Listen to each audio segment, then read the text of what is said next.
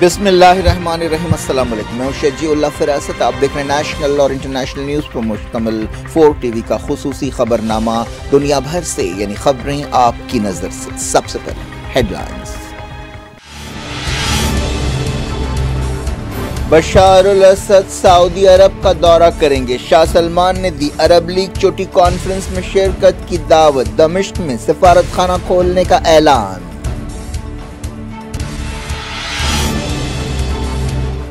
عمران خان کو 8 دن کے ریمانڈ میں دے دیا گیا۔ توشہ خانہ کیس میں بھی سابق وزیر اعظم کے خلاف چارج شیٹ۔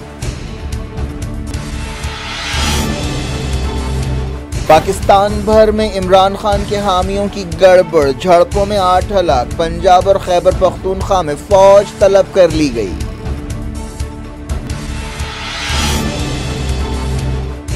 پاکستان کی صورتحال پر انڈیا کی نظر، سرحدوں پر الرٹ۔ عہدیداروں نے کہا دہشت گرد تنظیمیں صورتحال کا فائدہ اٹھا سکتی ہیں۔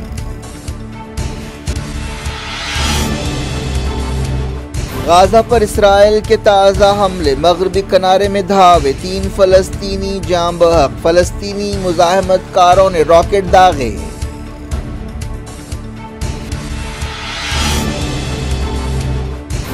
سوڈان کی لڑائی پھیل سکتی ہے، UN عہدیدار نے دی وارننگ۔ انڈیا اور اسرائیل کے فارن منسٹرز نے کی افریقی ملک کی صورتحال پر بات چیت۔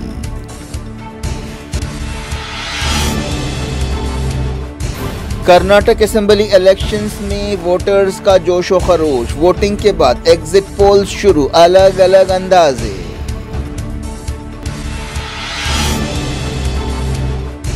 ہومو سیکسوئلز کو شادی کی اجازت سے ہندوستانی تہذیب کی جڑیں ہل جائیں گی۔ RSS کے ادارے نے لکھا سپریم کورٹ کو خط۔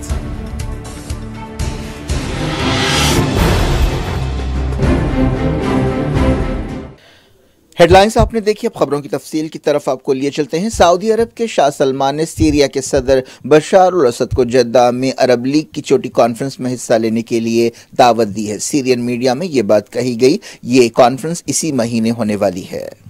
سعودی عرب نے سیریا میں اپنا سفارت خانہ کھولنے کا بھی فیصلہ کیا ہے۔ وزارت خارجہ نے بتایا کہ اتوار کو قاہرہ میں عرب لیگ کی میٹنگ کے بعد یہ فیصلہ کیا گیا۔ قاہرہ میں عرب لیگ کے فارن منسٹرز کی یہ میٹنگ ہوئی تھی، جس میں ووٹنگ ہوئی اور فیصلہ کیا گیا کہ سیریا کو 12 سال بعد عرب لیگ میں واپس لیا جائے۔ 2011 میں سیریا جنگ شروع ہونے کے بعد عرب ملکوں نے سیریا کو تنظیم سے نکال دیا تھا اور اس کے ساتھ تعلقات ختم کر دیے تھے۔ نہ صرف یہ بلکہ سعودی عرب اور دوسرے عرب ملکوں نے امریکہ اور یورپی ملکوں کے ساتھ مل کر اور اسرائیل اور ترکی کے ساتھ مل کر بشار الاسد کو ہٹانے کے لیے ایڑی چوٹی کا زور لگا دیا تھا۔ امریکہ عرب لیگ کے اس فیصلے سے خوش نہیں ہے کہ سیریا کو دوبارہ شامل کیا جائے۔ سعودی وزارت خارجہ نے کہا کہ خطے کے استحکام اور سیکیورٹی کو مضبوط بنانے کے لیے عربوں کی ملی جلی پہل کے طور پر یہ فیصلہ کیا گیا ہے۔ جلد ہی سیریا میں سعودی عرب کا سفارت خانہ قائم ہو جائے گا۔ مارچ میں چائنا کی میزبانی میں سعودی عرب اور ایران کے عہدیداروں کے درمیان میٹنگ ہوئی تھی، جس کے بعد دونوں ملکوں نے تعلقات بحال کرنے کا فیصلہ کیا تھا۔ اس کے بعد سے مڈل ایسٹ میں ایک کے بعد کئی واقعات پیش آ رہے ہیں اور صورتحال بڑی حد تک تبدیل ہو رہی ہے۔ ایران کے وزیر خارجہ حسین عامر عبداللہیان نے کہا ہے کہ سیریا کی خود مختاری کا سب کو احترام کرنا چاہیے۔ وزیر خارجہ حسین عامر عبداللہیان نے سیریا، ترکی اور رشیا کے فارن منسٹرز کے ساتھ ماسکو میں ملاقات کرتے ہوئے یہ بات کہی۔ ترکی کی فوجیں نارتھ سیریا کے بعض علاقوں میں تعینات ہیں۔ ترکی کا کہنا ہے کہ وہ کرد ملیٹنٹ سے لڑائی کے لیے وہاں موجود ہے۔ بات کرتے ہیں پاکستان کی۔ پاکستان میں عمران خان کو القادر ٹرسٹ کیس میں 8 دن کے ریمانڈ میں دے دیا گیا ہے اور توشہ خانہ کیس میں ان کے خلاف چارج شیٹ داخل کی گئی ہے۔ اینٹی کرپشن ادارے نیب نے عمران خان کو 14 دن کے ریمانڈ میں دینے کی درخواست کی تھی، لیکن عدالت نے 8 دن کے ریمانڈ میں انہیں دینے کا فیصلہ کیا۔ عمران خان کو ایک جج کے سامنے پیش کیا گیا، جنہیں کرپشن کے کیس میں 1 دن پہلے گرفتار کیا گیا تھا۔ عمران خان کی گرفتاری کے بعد بڑے پیمانے پر توڑ پھوڑ، آگزنی اور گڑبڑ کے واقعات پیش آئے۔ ان واقعات کے دوران راولپنڈی میں آرمی ہیڈ کوارٹرز اور کئی فوجی عمارتوں پر حلہ بول دیا گیا۔ اس کے علاوہ کئی دوسری سرکاری عمارتوں میں توڑ پھوڑ کی گئی۔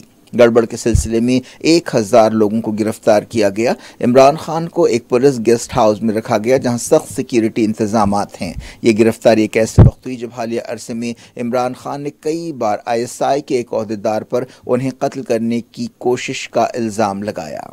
इस गिरफ्तारी से इमरान खान और पाकिस्तान की ताकतवर फौज के दरमियान कशमकश तेज़ हो गई है। अगर इमरान खान को करप्शन के केस में मुजरिम करार दिया जाता है तो वो इलेक्शंस नहीं लड़ सकते। इमरान खान की गिरफ्तारी के बाद पाकिस्तान के कई शहरों में गड़बड़ के वाक़यात पेश आए जिनमें कम से कम 8 लोग मारे गए। बाज़ खबरों में मरने वालों की तादाद ज़्यादा बताई गई। 70 साल इमरान खान को पिछले साल अप्रैल में ओहदे से हटा दिया गया था। इसके अलावा नवंबर 2022 में वज़ीराबाद में एक जलसे के दौरान उनके पैर पर गोली मारी गई थी। इमरान खान के खिलाफ कई मुकदमात हैं जिनमें करप्शन और गद्दारी के केसेस शामिल हैं।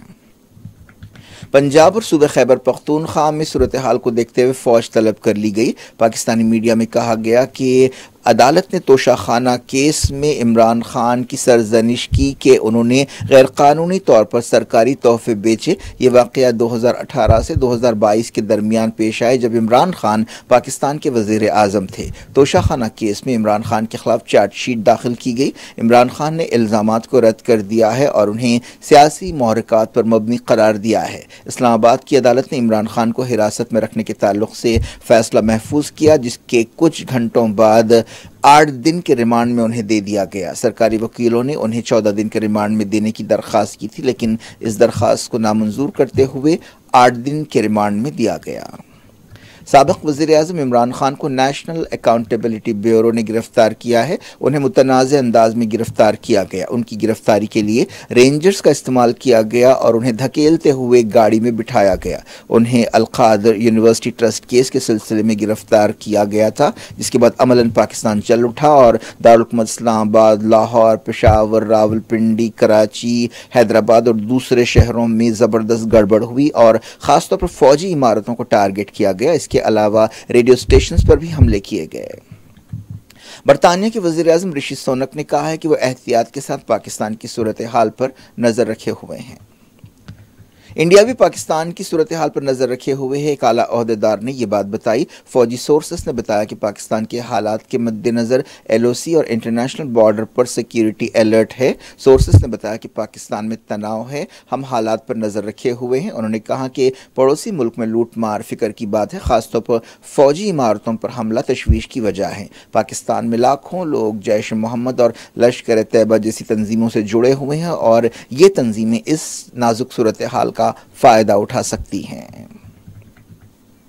इसराइली फ़ौज ने गाज़ा पर ताज़ा हवाई हमले किए हैं। मुसलसल दूसरे दिन ये हमले किए गए। ताज़ा कार्रवाइयों में कम से कम एक फ़लस्तीनी जाँ बहक हुआ। मकामी मीडिया में कहा गया कि नाकाबंदी का शिकार गाज़ा के कई मकामात पर बमबारी की गई। ख़ासतौर पर उन मकामात को निशाना बनाया गया जिनका ताल्लुक़ इस्लामी जिहाद से है। गाज़ा से भी साउथ इसराइल में रॉकेट दागे गए। गाज़ा में कई स्कूल, कॉलेजेस, बाजार बंद रहे। एक दिन पहले इसराइल की कार्रवाइयों में 15 फ़लस्तीनी जाँ बहक हुए थे, जिनमें 5 बच्चे शामिल हैं। इसराइली ओहदेदारों ने बताया कि ये ऑपरेशन इस्लामी जिहाद के कमांडर्स के खिलाफ किया गया। इस दौरान मगरबी किनारे में इसराइली फ़ौज ने कबातिया टाउन में एक धावा करते हुए 2 फ़लस्तीनी नौजवानों को हलाक कर दिया। गाज़ा पर इसराइल की बमबारी में 11 इमारतें तबाह हुई। फ़लस्तीन इंफॉर्मेशन सेंटर ने यह बात बताई। एक रिपोर्ट में कहा गया कि इसराइली ओहदेदारों ने एक फ़लस्तीनी ख़ानदान को बेघर कर दिया। ये वाक़या क़ुद्स या यरूशलेम के करीब जबल मक़ाबिर इलाक़े में पेश आया। इन फ़लस्तीनियों का घर गिरा दिया गया। ये घर शुक़ैरात ख़ानदान का था। इस घर में 10 लोग रहते थे। इसराइली अदालतों के हुक्म पर इस तरह की कार्रवाइयाँ अक्सर की जा रही हैं और उन घरों को गैर कानूनी करार दिया जा रहा है। यूनाइटेड नेशंस के एक आला ओहदेदार ने वार्निंग दी है कि सूडान की लड़ाई और फैल सकती है। यूनाइटेड नेशंस के अफ्रीका से मुताल्लिक़ नुमाइंदे ने कहा है कि लड़ाई रोकने को तरजीह देनी चाहिए। सूडान में 15 अप्रैल को फ़ौज और रैपिड सपोर्ट फोर्सेस के दरमियान लड़ाई शुरू हुई थी, जिसमें अब तक सैकड़ों लोग हलाक हो चुके हैं। यूक्रेन ने कहा है कि रशिया ज़पोरिज़िया न्यूक्लियर प्लांट के स्टाफ को बाहर निकलने से रोक रहा है। ज़पोरिज़िया न्यूक्लियर प्लांट के आसपास लड़ाई से यूनाइटेड नेशंस काफ़ी फ़िक्रमंद है। जापान के वज़ीर ख़ारजा ने कहा है कि टोक्यो बहरान हल करने के सिलसिले में राब्ताकार का रोल अदा करना चाहता है। उन्होंने कहा कि यूक्रेन पर रशिया के हमले के बाद से दुनिया का इस्तेहकाम मुतासर हुआ है। ایران میں اور 7 مجرموں کو پھانسی پر لٹکا دیا گیا۔ ان پر الگ الگ جرم ثابت ہوئے جن کا تعلق ڈرگز کی اسمگلنگ سے لے کر ریپ تک ہے۔ انسانی حقوق کی عالمی تنظیمیں ایران میں سزائے موت کی بہت زیادہ تعداد پر فکر مند ہے۔ حال ہی میں 2 لوگوں کو قرآن مجید کی بے حرمتی اور شان رسالت میں گستاخی پر پھانسی پر لٹکا دیا گیا تھا۔ وزیر خارجہ ایس جے شنکر نے اسرائیل کے وزیر خارجہ ایلی کوہن کے ساتھ آپسی تعلقات کے علاوہ سوڈان، یوکرین جنگ اور دوسرے مسائل پر بات چیت کی۔ وزارت داخلہ نے دہلی میں یہ بات بتائی۔ اسرائیلی وزیر نے منگل کو انڈیا کا دورہ کیا تھا۔ وزارت خارجہ نے کہا کہ یہ ایک موقع تھا کہ دونوں ملک آپسی تعاون بڑھانے کے بارے میں بات چیت کریں۔ اسرائیل میں نازک سیکیورٹی صورتحال کی وجہ سے ایلی کوہن نے اپنا دورہ مختصر کر دیا۔ وہ 3 دن کا دورہ کرنے والے تھے لیکن 1 دن میں ہی واپس ہو گئے۔ انہوں نے وزیر اعظم نریندر مودی سے بھی ملاقات کی۔ انڈیا اور اسرائیل مضبوط اتحادی ہیں۔ وہ سیکیورٹی، دہشت گردی کی روک تھام، زراعت اور دوسرے شعبوں میں بھرپور تعاون کر رہے ہیں۔ دونوں ملکوں کے درمیان تجارت بھی کافی بڑھ گئی ہے۔ کرناٹک اسمبلی الیکشنز میں ووٹرز نے جوش و خروش کے ساتھ حصہ لیا۔ ایک اندازے کے مطابق تقریباً 70% پولنگ ریکارڈ کی گئی۔ ان الیکشنز میں بی جے پی، کانگریس، جے ڈی ایس میں سخت مقابلہ ہے۔ ووٹنگ صبح 7 بجے شروع ہوئی اور شام 6 بجے تک جاری رہی۔ 224 اسمبلی سیٹوں کے لیے 2615 امیدوار میدان میں ہیں۔ پوری ریاست میں 58,545 پولنگ سٹیشنز قائم کیے گئے۔ بعض مقامات پر ای وی ایمز میں خرابی کی شکایت کی گئی۔ ان شکایتوں کو چھوڑ کر ووٹنگ مجموعی طور پر پرامن رہی۔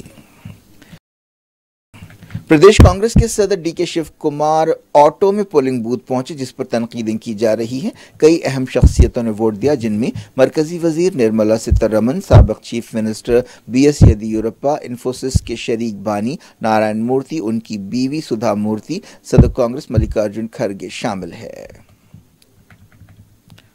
کرناٹک اسمبلی الیکشنز کے تحت ووٹنگ کے بعد ایگزٹ پولز شروع ہو گئے۔ الگ الگ چینلز پر ایگزٹ پولز دکھائے گئے جن میں الگ الگ اندازے ظاہر کیے گئے۔ جالندھر لوک سبھا سیٹ اور اتر پردیش میں 2 اور اڑیسہ میں 1 اسمبلی سیٹ کے لیے بھی بائی الیکشنز کے تحت ووٹنگ ہوئی۔ وزیر اعظم نریندر مودی نے راجستھان میں کانگریس پر تنقید کرتے ہوئے سوال کیا کہ وہاں کیسی حکومت ہے کہ خود حکمراں پارٹی کے ایم ایل ایز اپنی حکومت پر بھروسہ نہیں کرتے۔ وہ چیف منسٹر اشوک گہلوٹ اور سابق deputy chief minister Sachin pilot کے درمیان کشمکش پر چوٹ کر رہے تھے۔ وزیر اعظم نے راجستھان کے راج سمند میں ایک پروگرام میں حصہ لیتے ہوئے یہ بات کہی۔ انہوں نے اس موقع پر ہزاروں کروڑ روپے کے ترقیاتی پروجیکٹس کا افتتاح کیا۔ آر ایس ایس سے تعلق رکھنے والی ایک تنظیم نے سپریم کورٹ سے کہا ہے کہ ایک ہی جنس کے لوگوں کی شادیوں یعنی ہوموسیکسولز کی شادیوں کو جائز حیثیت دینے سے ہندوستان کی تہذیب اور اس کی جڑیں ہل کر رہ جائیں گی۔ سپریم کورٹ میں بعض درخواستوں پر سنوائی ہو رہی ہے جن میں ہوموسیکسولز کی شادیوں کو جائز حیثیت دینے کی خواہش کی گئی ہے۔ آر ایس ایس کی عورتوں کی شاخ سمورگھنی نیاس نے سپریم کورٹ کو خط لکھتے ہوئے کہا کہ اس صورت میں ہندوستانی سماج الٹ پلٹ ہو جائے گا۔ کیا کچھ ہو رہا ہے آپ کی دنیا میں؟ آخر میں ہیڈ لائنز دنیا بھر سے ایک بار پھر دیکھتے ہیں۔ بشار الاسد سعودی عرب کا دورہ کریں گے۔ شاہ سلمان نے دی عرب لیگ چوٹی کانفرنس میں شرکت کی دعوت۔ دمشق میں سفارت خانہ کھولنے کا اعلان۔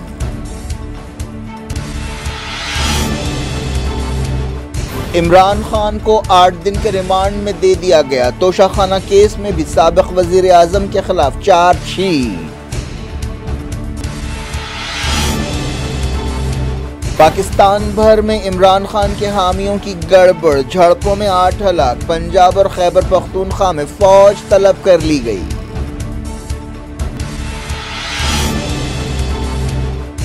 پاکستان کی صورتحال پر انڈیا کی نظر، سرحدوں پر الرٹ۔ عہدیداروں نے کہا دہشت گرد تنظیمیں صورتحال کا فائدہ اٹھا سکتی ہیں۔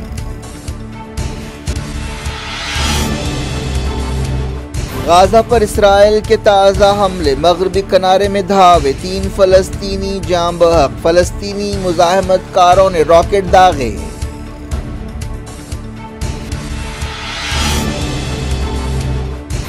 سوڈان کی لڑائی پھیل سکتی ہے، یو این عہدیدار نے دی وارننگ۔ انڈیا اور اسرائیل کے فارن منسٹرز نے کی افریقی ملک کی صورتحال پر بات چیت۔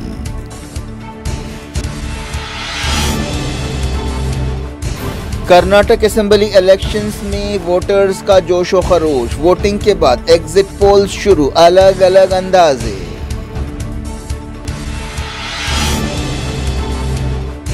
ہومو سیکسوئلز کو شادی کی اجازت سے ہندوستانی تہذیب کی جڑیں ہل جائیں گی، آر ایس ایس کے ادارے نے لکھا سپریم کورٹ کو خط۔